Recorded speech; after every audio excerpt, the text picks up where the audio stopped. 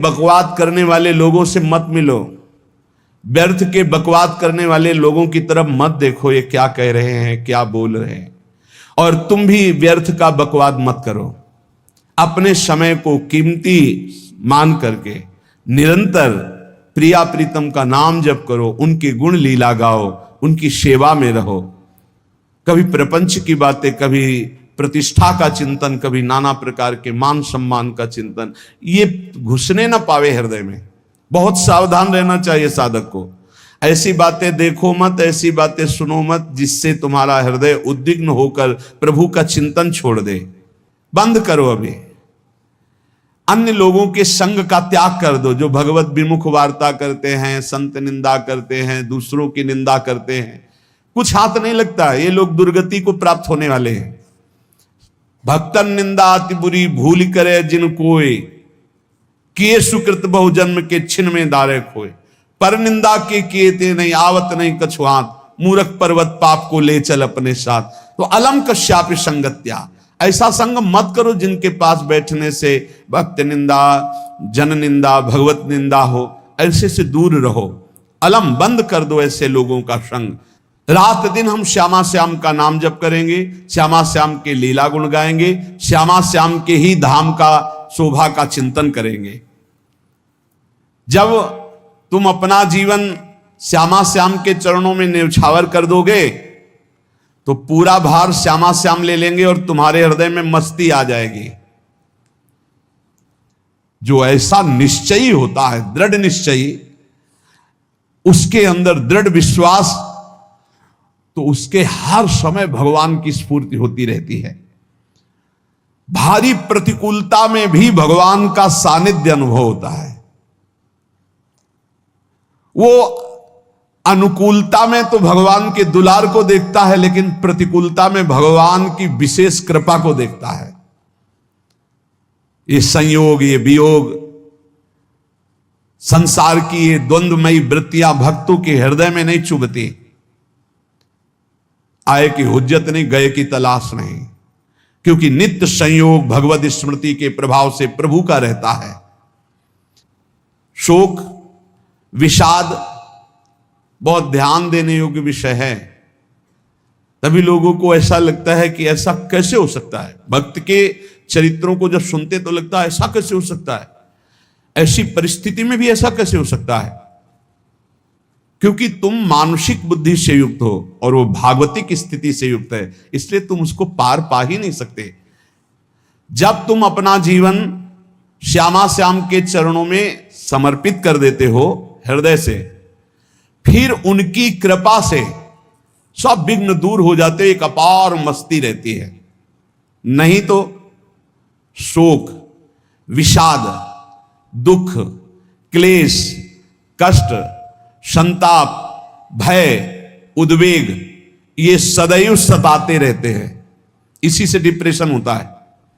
बार बार नकारात्मक चिंतन, शोक, विषाद, दुख, चिंता, क्लेश, संताप, भय, उद्वेग, यही पूरे मानसिक स्तर को नष्ट कर देते हैं। उत्साहहीन जीवन हो जाता है। जब तुम श्यामा श्याम को समर्पित हो जाते हो तो ये सब प्रवेश भी नहीं करते, एक अपार मस्ती बनी रहती है। अब क्या होगा? श्यामा श्याम जो करेंगे वही होगा। श्यामा श्याम पता नहीं कैसा करे, नहीं, वो सदैव मंगल भवन है, वो जो करते महामंगल होता है। यह निश्चय उपासक के हृदय में आ जाना चाहिए। इसलिए अपना सारा मन, सारी बुद्धि, सारा जीवन, प्रत्येक श्वास प्रभु को अर्पण कर दो। फिर देखो तुम निहाल हो जाओगे। दुख, शोक, विषाद, क्लेश, कष्ट, संताप, भय, उद्वेग, ये उसी को व्यापते हैं जिसने अपने जीवन को प्रभु के चरणों में अर्पित नहीं किया। इसलिए तुम अपना सारा मन, सारी बुद्धि, सारा जीवन, प्रत्येक श्वास केवल प्रभु को अर्पित कर दो। फिर देख लेना श्वास कैसे अर्पित की जाती, राधा राधा राधा।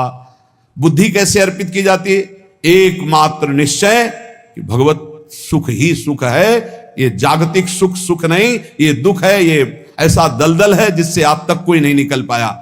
सारा मन, हम मन से केवल प्रभु का मनन करें। बार बार मन को संसार से हटा के नाम में, रूप में, लीला में, धाम में लगाएं। बहुत प्रसन्नता हो जाती है उस उपासक के हृदय में जो अपना मन बुद्धि प्रभु के चरणों में अर्पित कर देता है। भगवान ने तो इसको बहुत उत्तम स्थिति बताया है कि मेरे से कभी वो अलग हो ही नहीं सकता यदि मन बुद्धि अर्पित कर दिया। मयि एव मन आधत्स्व मयि बुद्धिम निवेशय, तो निवश्य मयि एव अत ऊर्ध्वम न संशया, बिल्कुल संशय नहीं, वो मेरे में ही निवास करेगा जिसने मन और बुद्धि अपनी मेरे में अर्पित कर दी। बहुत प्रसन्नता रहेगी उस उपासक के जीवन में जो अपने आप को मन बुद्धि सहित प्रभु के चरणों में समर्पित कर दिया है। भगवान का आश्रय लेने वाले की पहचान है हर परिस्थिति में प्रसन्न रहना।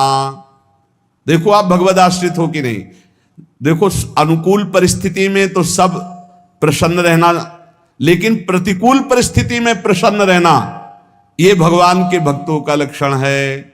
हर परिस्थिति में प्रसन्न रहना ये भगवान के भक्तों का लक्षण है। आनंदगन भगवान का आश्रय मिलते ही आनंद छा जाता है हृदय में। उनके पास आनंद का अभाव होता ही नहीं है। जैसे सूर्य का प्रकाश उदय होते ही सूर्य का प्रकाश संपूर्ण अंधकार को नष्ट कर देता है, ऐसे ही भगवान का संपूर्ण आश्रय लेते ही सब दुख चिंता शोक नष्ट हो जाते, आनंद ही आनंद। तुम भगवान के मंगलमय रूप को नहीं जानते हो, पर उनके मंगलमय भाव को, विधान को मानना शुरू कर दो। जो भी होता है मंगलमय होता है। हमने जीवन में देखा है, अगर इधर कोई बहुत बड़ा सुख दिया तो देर नहीं लगेगी, 24 घंटे नहीं व्यतीत होंगे और ऐसे दुख दे देंगे, जिससे दोनों का समान भाव रख करके ना दुख में तुम भूलो प्रभु को, ना सुख में फूलो, सीधे भगवत मार्ग में चल। पूरे जीवन की बात देखा है। भगवान के मंगल विधान में सदा सर्वदा सुख ही सुख है, इस बात को मान के प्रसन्न हो जाओ।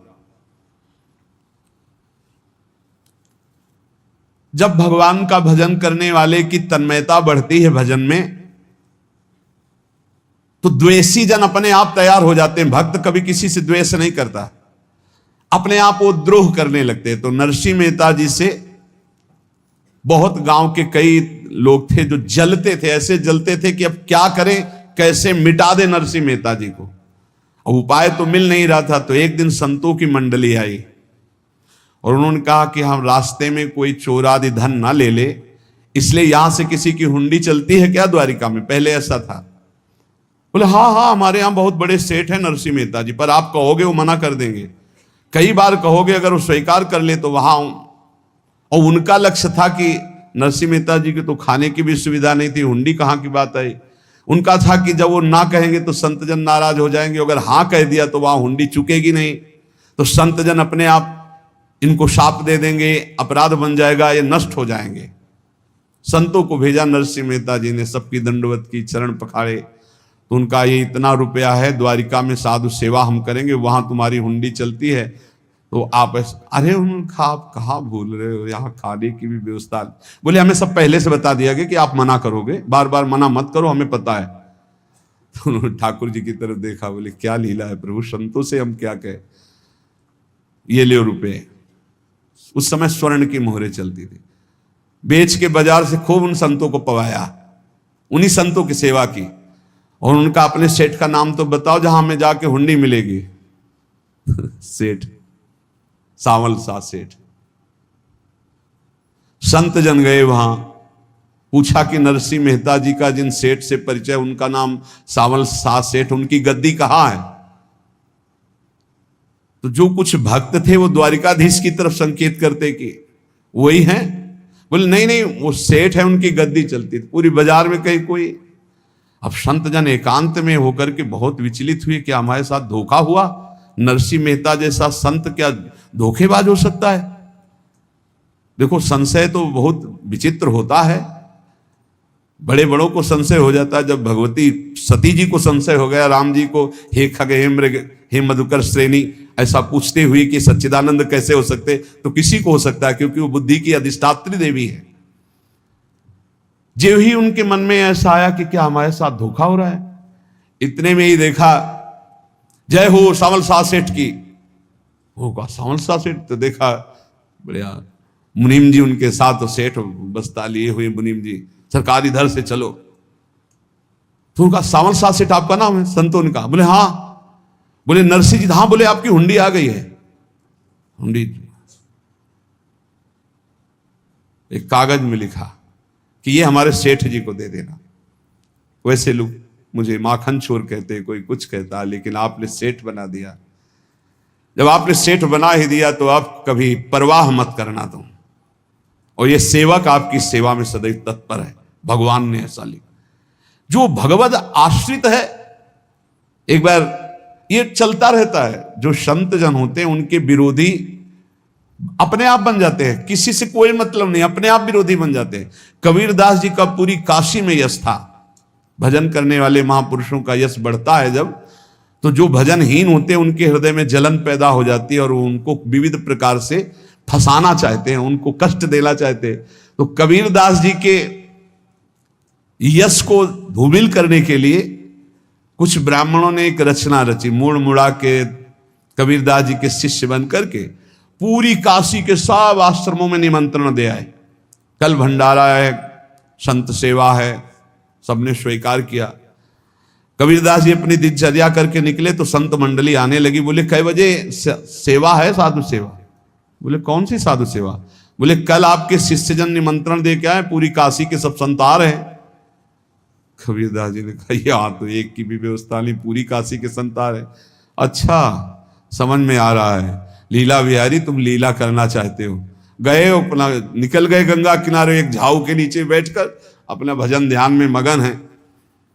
11-12 बजे तो उन्होंने देखा संतों की मंडली, काशी तो बहुत। कबीरदास जी ने देखा कि आश्रम की, तो बोले पता नहीं क्या होगा, चलो चलते हैं। तो ऐसे गमछा वस्त्र करके ऐसे डालकर मुंह ढक करके, वहां बड़ी बड़ी पंगत लगी थी। कबीरदास जी सबको पाओ जी पाओ। कबीरदास जी के रूप में स्वयं भगवान, पाओ जी पाओ। कबीरदास जी ने कहा अच्छा, जब स्वामी परस रहे तो हम भी बैठ के पा ले। तो जब उसी पंगत में बैठ गए अपना कपड़ा ढक करके, और जब मोहरे की दक्षिणा दे रहे थे सब लोग कि वाह कबीरदास जी ने आज तो साधु से। सबको जब कबीरदास जी के सामने आए तो ऐसे मुंह ढके, बोले देखो जो मेरा होता है उसे मुंह छुपाना नहीं पड़ता, मुंह ढकला नहीं पड़ता। लो दक्षिणा, तुम भी दक्षिणा लो। कबीरदास जी को कबीरदास जी दक्षिणा दे रहे, वो कबीरदास जी है भगवान, और ये पाले वाले कबीरदास जी है भगवान के जन। कभी भगवान अपने, अरे जमाने जोर लगा ले, कितना जोर लगाएगा, भक्त और भगवान का झंडा कभी न झुकने पाएगा। बिल्कुल चिंता, शोक, भय, उद्वेग रहित जीवन भगवद आश्रित। तुम भगवान के मंगल विधान में सदा सर्वदा प्रसन्न रहो। अब ये विचार कर लो कि भगवान जो करेंगे तुम्हारा मंगल करेंगे। अब थोड़ा ऐसा बीच में लगता है कि अमंगल हो रहा है क्या, लेकिन पक्का समझो बहुत बड़ा मंगल उनका विधान होता है। बहुत ही उत्तम मंगल होता है भगवान के शरणागत का। भगवान हमारे विचारों वाले नहीं हैं, हमारे विचार प्राकृतिक है, भगवान के विचार चिदानंदमय हैं। वो अपने विचार से हमारा मंगल करते हो, हम अपने विचार से मंगल चाहते हैं। भगवान के विचार से मंगल ही हमारा होगा, इसलिए कभी हमको चिंता, शोक, भय नहीं करना चाहिए। भगवान की ओर से कभी तुम्हारे लिए ऐसा विधान नहीं होगा कि तुम दुखी हो जाओ, बस तुम्हारी सोच हो सकती है, उसका परिणाम बहुत मंगल होगा। जगत की ओर से निराश हो जाओ, किसी से आशा मत रखो, फिर आप देखो आपका जीवन कैसा आनंदमय व्यतीत होता है। ये जो जगत की आशा है यही दुख प्रदान करती, सच्ची जगत की आशा ही दुख प्रदान करती है। अगर जगत से कोई संबंध न रखा जाए और भगवत भाव में रहकर तो बहुत अच्छा जीवन चलेगा। अपने कर्तव्य का पालन करो, परिवार को भगवत स्वरूप मानकर पोषण करो, किसी से कोई संबंध मत रखो, कोई आशा मत रखो, यही अध्यात्म सिखाता है। अपने आप भगवत स्वरूप, सबका व्यवहार मंगलमय और आपका जीवन मंगलमय। अपने घर में ऐसे रहो जैसे किसी अतिथि के घर में रह जाता है। चलना है, यहां से जाना है। कौन रहता है अपने घर में अतिथि की भांति? भगवान का भक्त। जाना है यहां से, अपनी प्रिया प्रीतम के पास जाना। ये हमारा घर नहीं है, यहां तो हम समय व्यतीत कर रहे हैं, अपनी आयु व्यतीत कर रहे हैं भगवत आराधना करते हुए। हमें जाना है प्रिया प्रीतम के पास। वास्तविक घर भगवान का धाम है हमारा, वास्तविक घर वाले प्रभु हैं हमारे। जो नित्य सच्चिदानंद भगवान के चरणों में अपने चित्त को समर्पित करता रहता है, उसको यह अनुभव होने लगता है कि बड़ी कृपा है हमारे ऊपर भगवान की, बड़ी कृपा है हमारे ऊपर। सर्वसमर्थ परम सुहृद भगवान ऐसे भक्त के ऊपर हर समय वरद हस्त रखे रहते। ये केवल प्रवचन नहीं, सच्ची बात मानिए। ऐसे भगवान का वरद हस्त हर समय रहता है। जब भगवान की छत्र छाया में भक्त अपने को देखता है तो आसपास घोर विपत्तियों का भी समुदाय हो तो भी वो आनंद में मगन रहता है। हर हालत में आनंदित रहना ये भक्त का स्वभाव है। भगवान ऐसे भक्तों को प्यार करते हैं जैसे कछुआ अपने अंडे को बाहर रख आवे और रात दिन उसका चिंतन करे। जब भक्त भगवान को समर्पित होता है तो भगवान रात दिन उसकी ऐसे चिंतन सुरक्षा करते हैं। अभय, ये दैवी संपदा का पहला गुण है। ये भगवान के शरणागत पर जागृत हो जाता है, वो भयभीत नहीं होता, किसी भी उससे भयभीत नहीं होता। यही डर ही डरप हरिवंश हित, जिनो भ्रमय गुण सलिल पर। इस डर से डरते रहना चाहिए कहीं गुण रूपी पानी में फिसल ना जाए, नहीं तो गलती हो सकती है। साधक सावधान रहे। ये अभय दैवी संपदा का सबसे बड़ा गुण है।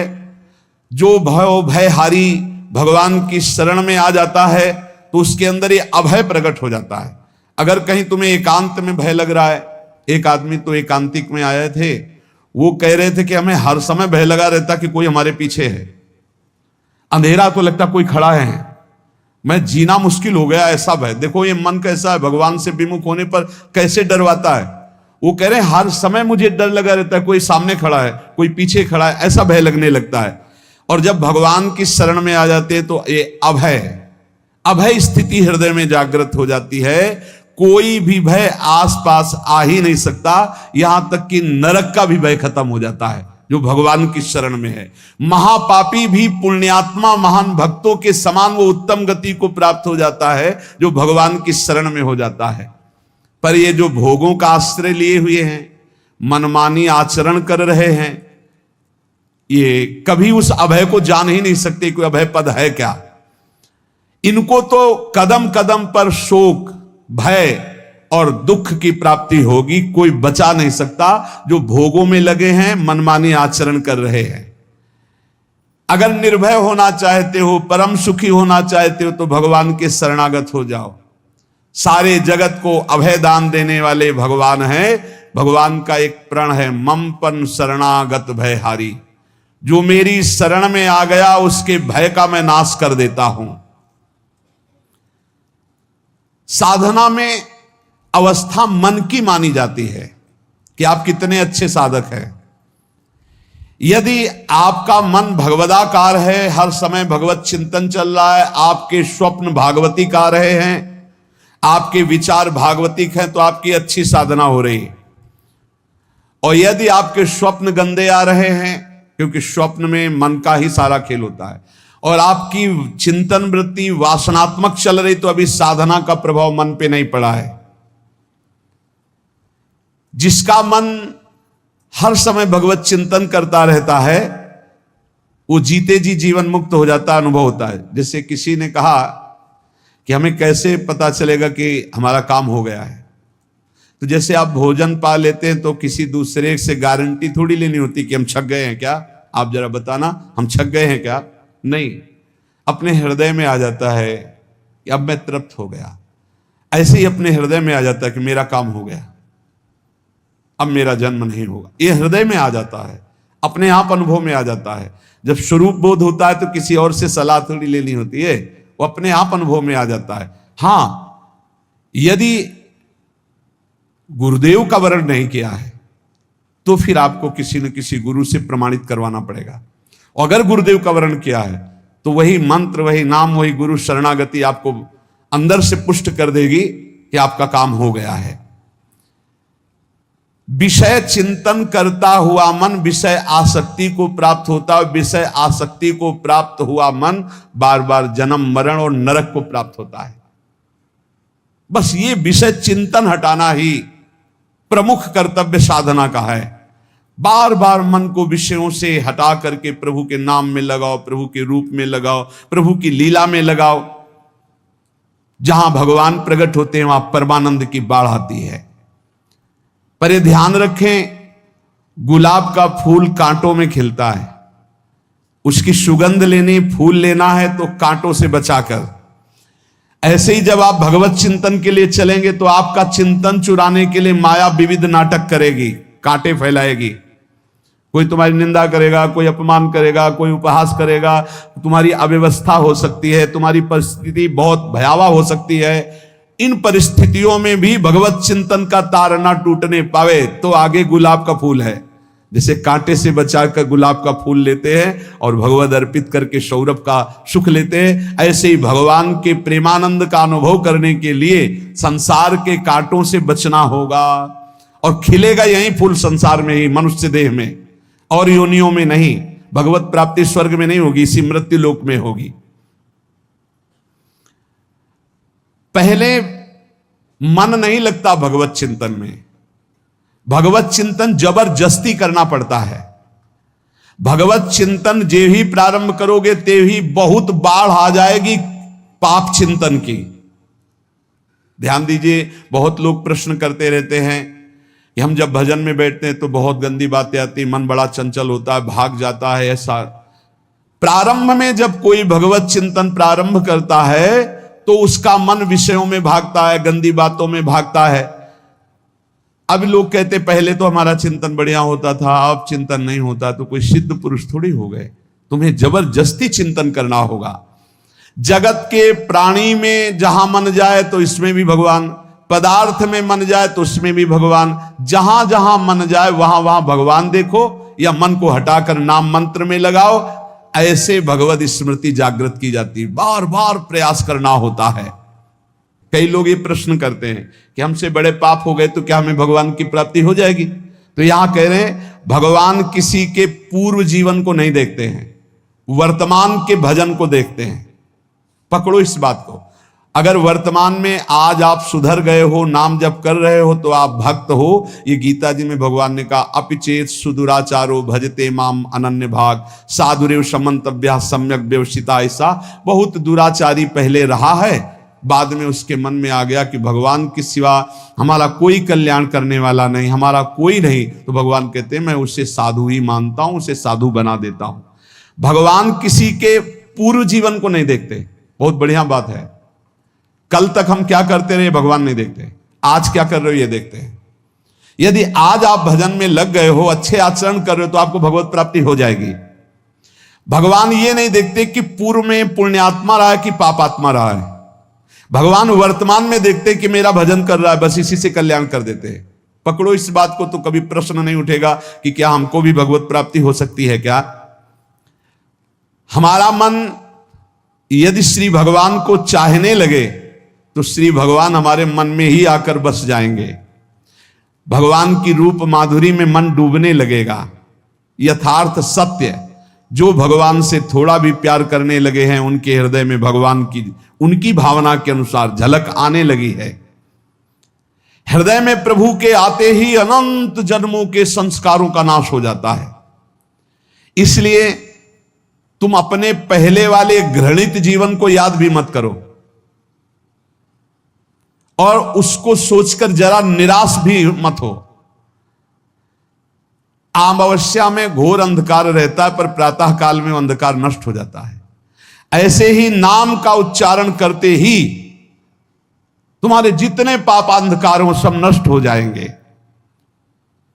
तुम चाहो कि एक क्षण भी प्रभु को ना भूलो। अब वर्तमान में ऐसी स्थिति बनाओ।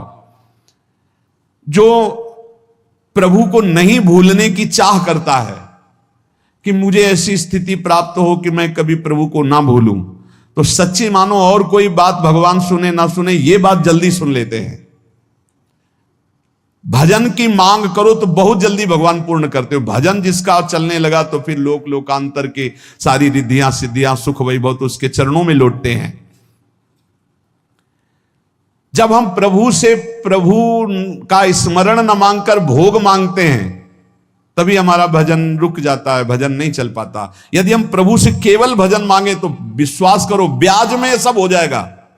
मूल भजन तो आपका बचेगा ही, ब्याज में लोकांतर के भोग आपके चरणों में लुटते घूमेंगे। आप भजन करके तो देखो, अरे घिघियाने की जरूरत नहीं, किसी से मांगने की जरूरत नहीं, भजन करके देखो सब ठीक हो जाएगा, सब अपने आप बन जाएगा। हम बहुत बड़ी भूल कर देते हैं कि थोड़ा भजन करके प्रभु से कुछ सांसारिक वस्तुएं, स्थितियां, परिस्थितियां बदलने की मांग कर लेते हैं, जिससे भजन छूट जाता है। प्रभु की स्मृति इतनी महान है कि जिन्होंने बैर भाव से प्रभु का स्मरण किया उनको भगवान की प्राप्ति हो गई। जैसे कंस आदि भगवान से बैर ही तो रखते थे, लेकिन भगवान की स्मृति रहती थी। स्मृति ने उनको भगवत प्राप्ति करा दी। स्मृति में महान सुख है, पर वो जब भक्ति रस से युक्त स्मृति होती तब माधुर्य रस, प्रेम रस का अनुभव होता है। कल्याण तो वैर भाव से स्मरण करने वालों को भी प्राप्त हो गया। यदि आप भक्त हो और ये चाहते हो कि आपकी भागवती की स्थिति बहुत जोर की हो, तो हम आपसे प्रार्थना करते हैं कि रोज प्रभु से एक ही बात मांगिए, मुझे अखंड स्मृति दीजिए। अर्जुन जी को पूरी गीता जी सुनने के बाद यही मिला, नष्टो मोहा स्मृति लब्ध्वा। स्मृति, प्रभु आप हम पे ऐसी कृपा कर दो कि हमारे हृदय में किसी और व्यक्ति, वस्तु, स्थान की स्मृति न रह जाए, केवल आपकी स्मृति रह जाए। ये चाह भगवान बहुत जल्दी पूर्ण कर देते हैं यदि उपासक हृदय से ये बात मांगे। भगवान की कृपा से ही ऐसा हो सकता है कि अखंड स्मृति ये कर्म फल से नहीं मिलती है। प्रभु के प्रति निर्भर होकर जो दैन्यता पूर्वक प्रभु से मांगता है और हर समय अभ्यास करता रहता है भगवत स्मरण का, उसको ये स्मृति मिलती है। और स्मृति मिल गई तो इससे बड़ी कोई स्थिति नहीं, हर समय भगवान का स्मरण। प्रभु से मन प्रतिपल नया नया स्वाद लेकर के आसक्त होता रहता है, नवम नवम। प्रभु कभी बासी नहीं होते। जैसे किसी व्यक्ति को देखो तो देखते देखते मन हट जाएगा कि देख लिया, बहुत सुंदर है, ठीक है, लेकिन वो एक दिन मन हट जाएगा। और प्रभु की सुंदरता नवम नवम है, प्रभु के नाम का स्वाद नवम नवम है, प्रभु की लीला का स्वाद नवम नवम है, प्रभु के धाम की शोभा नवम नवम है। जैसे आचार्य महाप्रभु हरिवंश चंद्र जी कहते, नयो नेह नवरंग नयो रस नवल श्याम वृषभानु किशोरी नव पीतांबर नवल चूनरी नई नई बूंदन भींजत गोरी नव वृंदावन हरित मनोहर नव चातक बोलत मोर मोरी नव मुरली जो मल्हार नई गति, सब कुछ नया। तो नवम नवम प्रभु प्रतिपल नवम नवम प्रभु का रूप, प्रियाजू का नवम नवम, अबहीं और अबहीं और अबहीं और है। तो कहते हैं जब मन निरंतर स्मृति में डूबता है तो जब प्रभु की रूप माधुरी प्रकाशित होती तो ऐसी नवम नवम कि कभी ये नहीं होता कि रूप बासी हो गया। ये वही रूप है जो हमने अभी देखा था, नवम नवम। इसलिए आनंद की उफान आती रहती है उपासक के हृदय में। ऐसी प्रियता, ऐसा आनंद बिना भजन के नहीं अनुभव में आएगा। इसलिए तुम विश्वास करो, तुम्हें बहुत सुंदर सुख मिलने वाला है, आगे अपार सुख मिलने वाला है। ये थोड़ा दुख का समय काट लो, जब तक जीवन है ये दुख सुख की लहर आती रहेगी, आप इसको सह जाओ, आगे बहुत आनंद है। विश्वास मान लीजिए, बहुत आनंद है। जो ये विश्वास कर लेता है वो प्रभु के मार्ग में चलकर प्रभु को प्राप्त कर लेता है। नहीं तो इतने रोड़े हैं कि आप ऊब जाओगे, बहुत रोड़े हैं। जो प्रभु के मार्ग में चलता है तो माया के बहुत से पार्षद अपना प्रभुत्व दिखाने उनके पास आते हैं, महिमा अपनी दिखाने, पर वो किसी वस्तु, स्थिति, अवस्था, प्राणी, पदार्थ का प्रभाव स्वीकार ही नहीं करता, क्योंकि भगवत स्मृति परायण है, भगवान की कृपा पर विश्वास है, इसलिए उसको कोई फंसा नहीं पाता। वो नित्य निरंतर प्रभु से घुला मिला रहने के कारण उसकी मस्ती में कोई फर्क नहीं पड़ता। माया का प्रभुत्व रखने वाले उसे फंसाने की चेष्टा करते हैं, पर उस पर किसी का असर नहीं होता। वो कहीं लिप्त नहीं होता, वो कहीं दुखी सुखी नहीं होता, वो हर समय प्रसन्न रहता है। तुम देखो, हर समय प्रसन्न रहते हो? यदि नहीं तो तुम किसी व्यक्ति वस्तु का आश्रय लिए हुए, प्रभु का नहीं। अगर हां तो हर समय प्रभु का स्मरण चलना चाहिए, हर समय प्रभु के आश्रित हो। फिर देखना ये आनंद, ये प्रसन्नता क्या रूप रखती है। बड़े बड़े मस्त संतों को देखा, मस्त ऐसे उन्माद में मस्त। उस सुख के लिए ललचाओ, कब तक जन्मते मरते रहोगे, कब तक बार बार दुख भोगते रहोगे, कब? बड़ा प्रपंच है ये। भगवान का स्मरण परम पुण्यात्मा पुरुष का हृदय माना जाता है। बहुत पवित्र हृदय, बड़ा पुण्यात्मा हृदय जिसमें भगवान का स्मरण।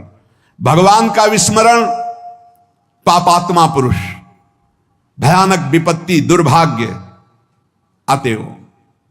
सुदृढ़ निश्चय करो, अब हम भगवान के स्मरण में अपना समय व्यतीत करेंगे। मेहनत करो, कार्य करने के लिए कोई मना नहीं। आप नौकरी करो, किसानी करो, व्यापार करो, पर अंदर अंदर भगवत स्मृति ही सबसे बड़ी स्थिति है। अब चाहे हम जीवित रहें, चाहे हमारे मरण जैसी विपत्ति आ जाए, चाहे सब हमसे हट जाए, चाहे सब हमको नमन करें, अब हम दृढ़ निश्चय करके केवल भगवान के स्मरण करते हुए इस संसार के बीच समय व्यतीत करेंगे। अब हम चूकने वाले नहीं। ये नियम लीजिए, चाहे जीवन रहे या ना रहे, चाहे मरण जैसा कष्ट आ जाए, चाहे सब वियोग हो जाए, सब चले जाए, चाहे सब संयोग हो जाए, सब नमन करें, अब हम प्रभु का स्मरण नहीं छोड़ेंगे।